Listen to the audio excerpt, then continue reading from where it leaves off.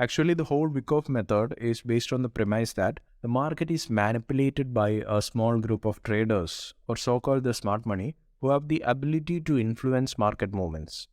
These smart traders or institutions use their knowledge and resources, which include data about retailer orders and retailer behavior, and they use this information to accumulate or distribute assets before the public is even aware of their intentions. Or in simple layman terms, they manipulate the market to trap retailer liquidity. Smart money concepts or institutional concepts theory is improved by the works of Inner Circle Trader, Tom Williams, Steve Morrow, and a few others.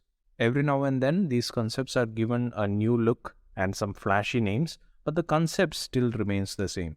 Think of it like companies introducing their old product in a new exciting packaging, inducing you to buy these courses. So I urge you not to spend a lot of money on these expensive courses.